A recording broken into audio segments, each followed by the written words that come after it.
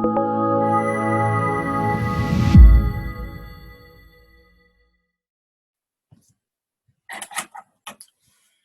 guys, we just wanted to talk for a few minutes and just share a little bit about our story. And for Tiffany and I, over the years, we've shared little bits and pieces here and there as to why we got into real estate in the first place, some of the motivation that was behind getting into real estate.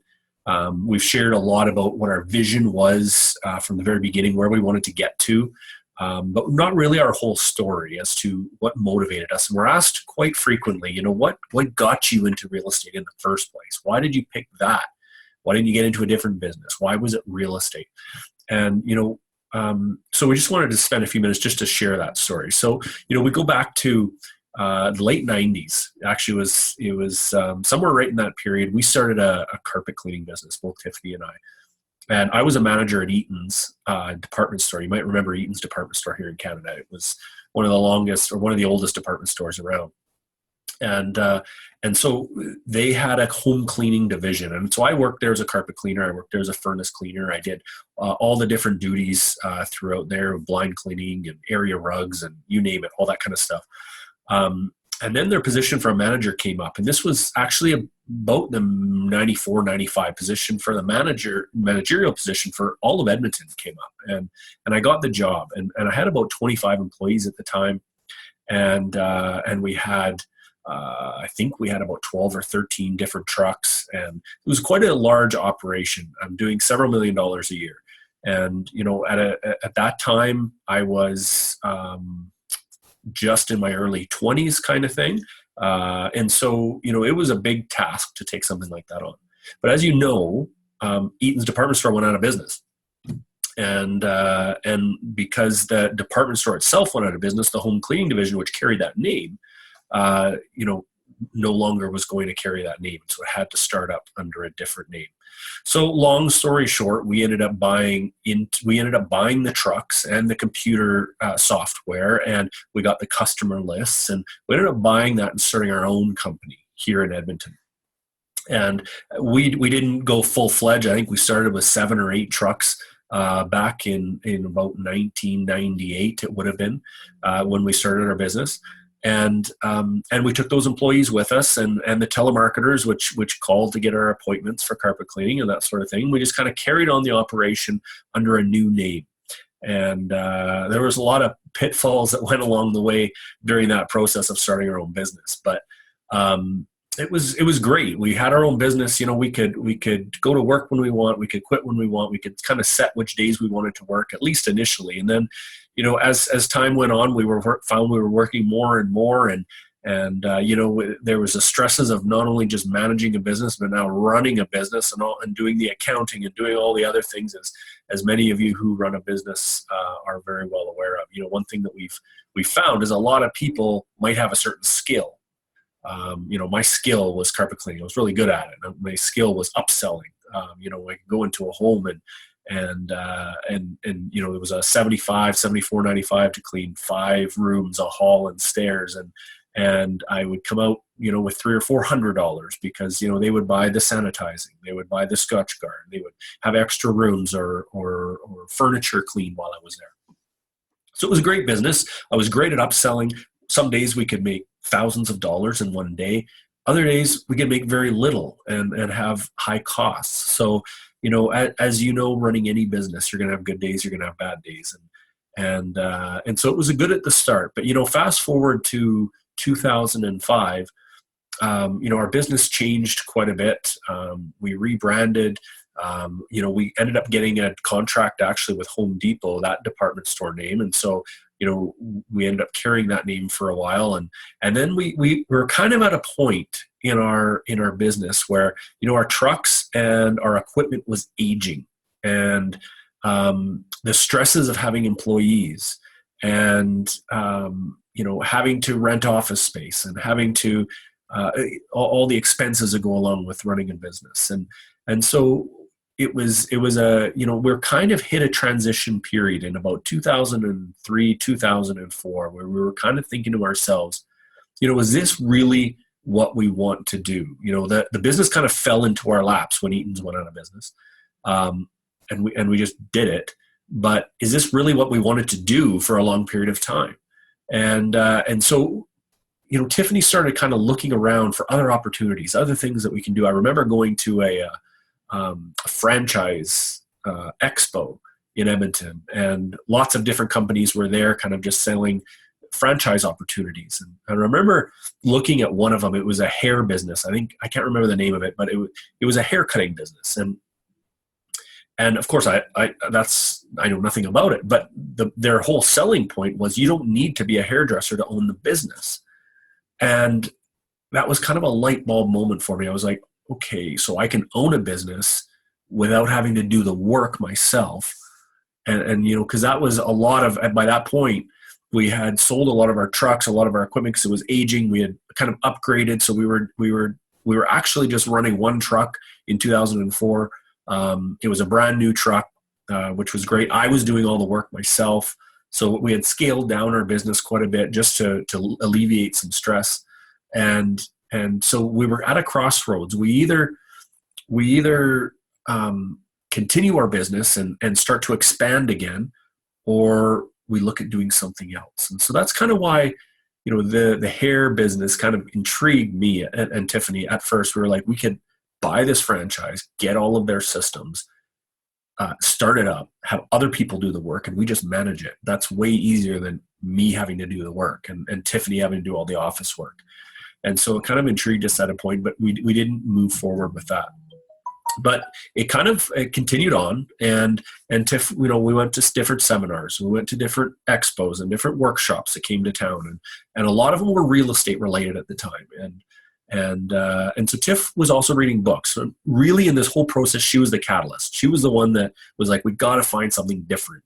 And I really we owe everything to her to doing that, because, I was kind of like one of those horses with, blinders on my eyes, a racehorse I had one focus. I was going out to make money each day in our carpet cleaning business.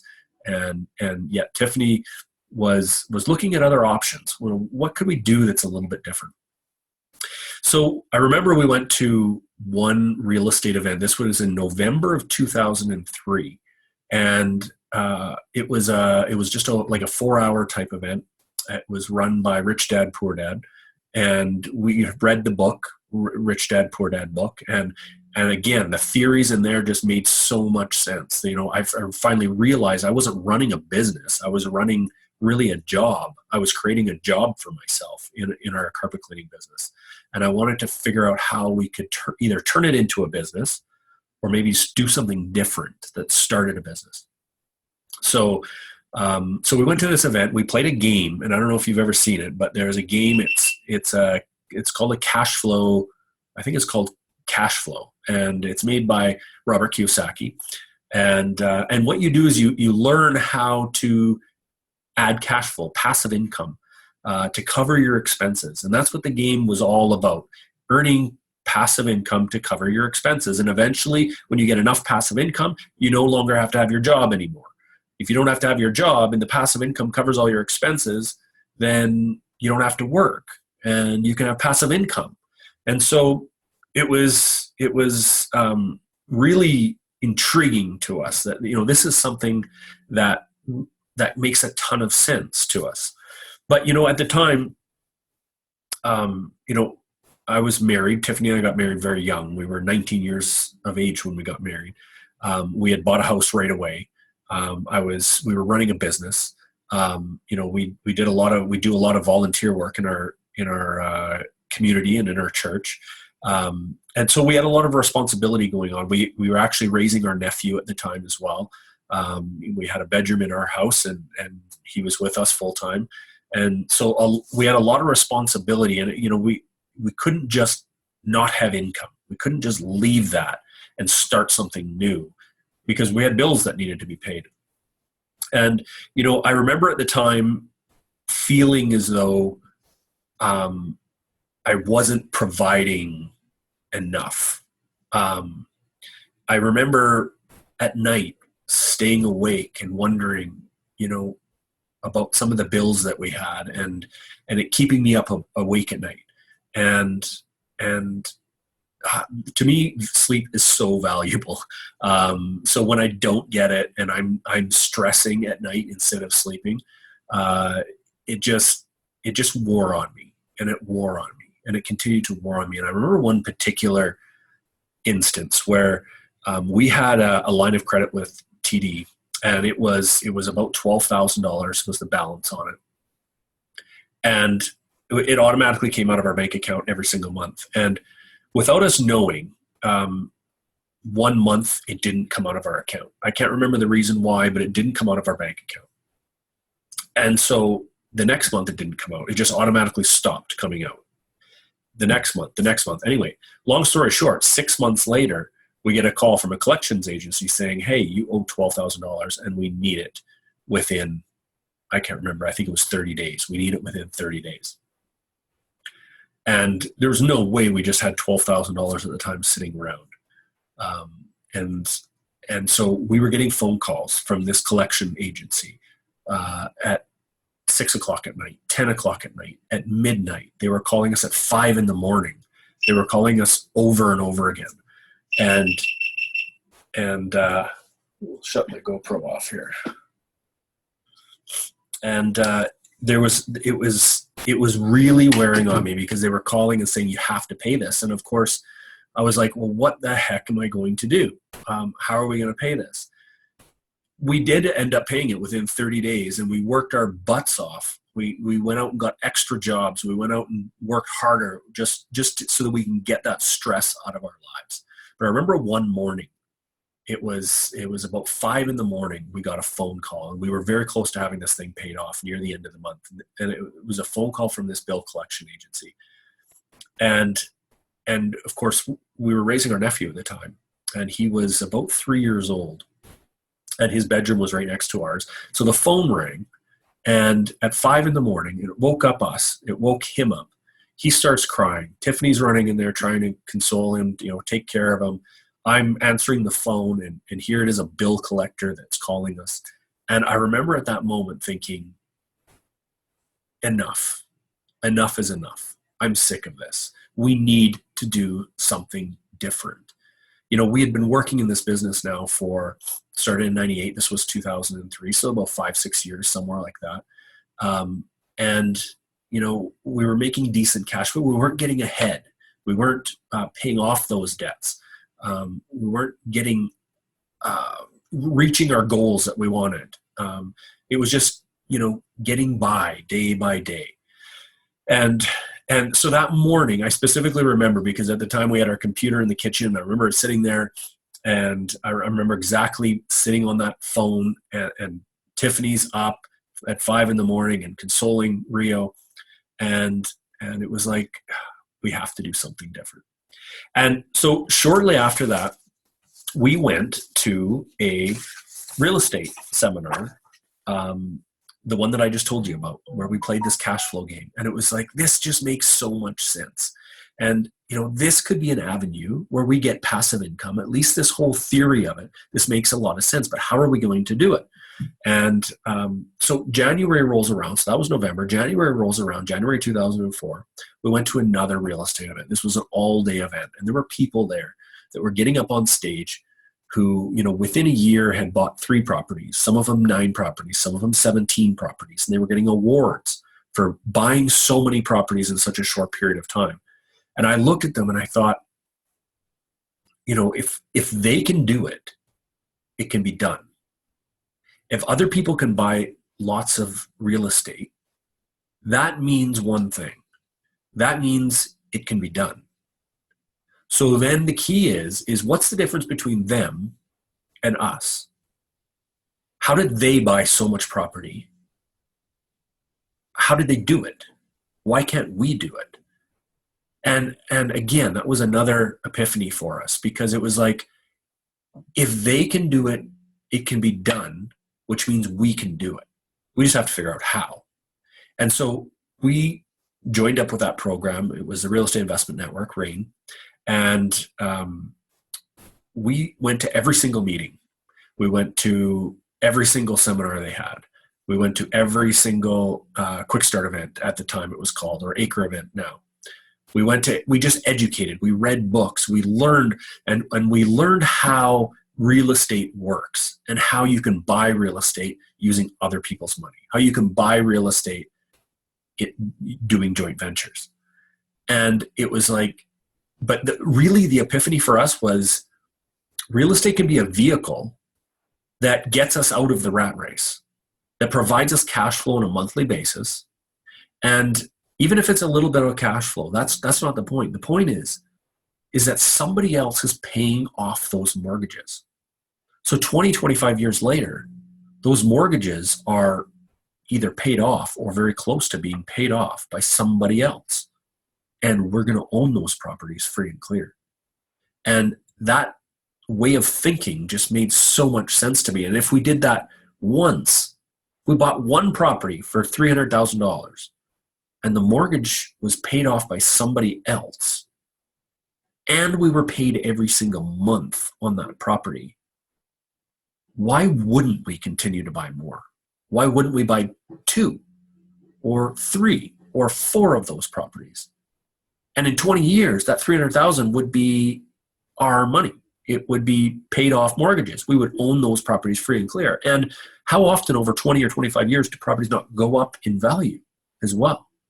So all of these ways to win made so much sense to us.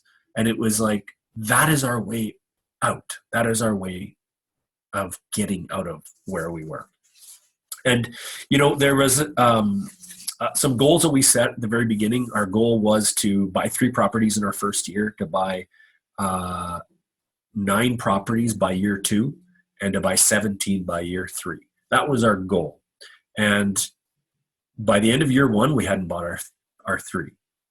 And, I was getting frustrated because I'm the type of person, if we're going to do this, I want to do it, right? But we were learning and we were educating ourselves and we were networking and we were talking to other people. And the more we learned, the more confidence we gained.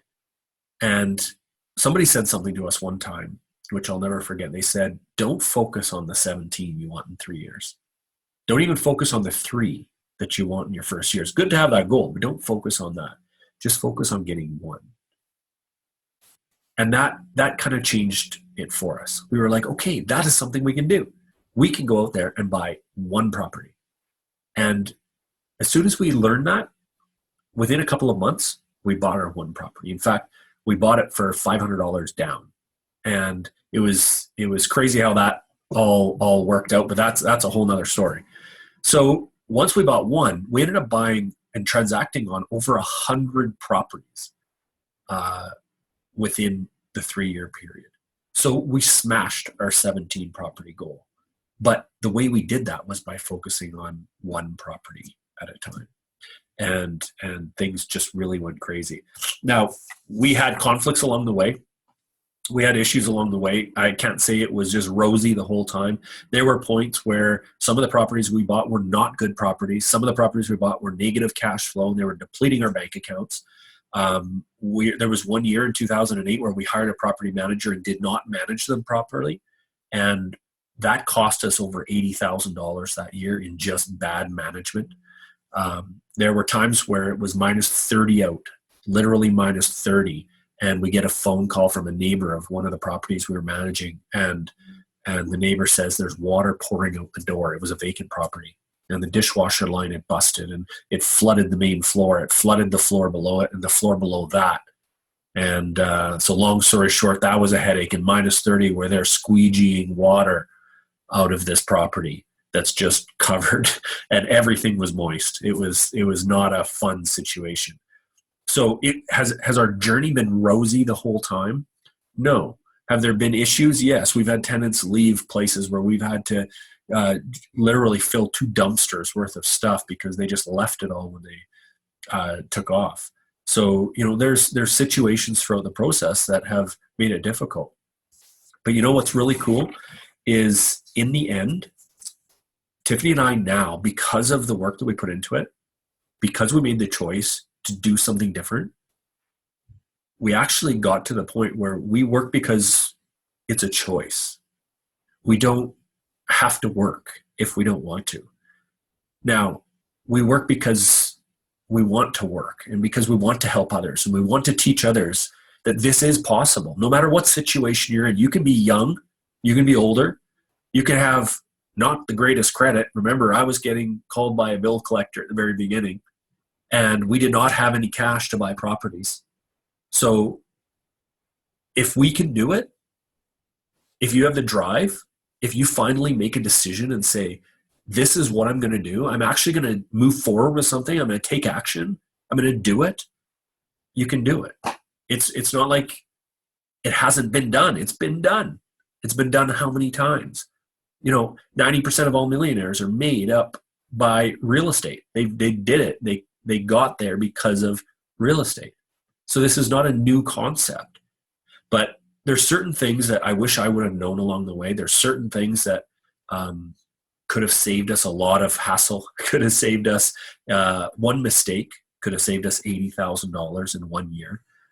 So there's certain things along the way that I would do differently. There's absolutely no question. Having guidance along the way is extremely, extremely important. So if you're getting into real estate investment, I tell you, you must have somebody guide you along the way, because whatever you pay for that guidance, we've paid literally hundreds of thousands of dollars in education over the last 15 years since we got involved in real estate. But it's made us millions. That's the key. It's made us millions. So think about that. Don't think about the $100,000 that it costs to get educated. You pay that along the way. Don't make that $80,000 and $100,000 and $500,000 mistakes that are so easy to make out there. Tiffany and I have been able to literally work while we travel. In the last month, and we've traveled to Nashville, we've traveled to Seattle, we've traveled all through British Columbia, snowboarding at different mountains.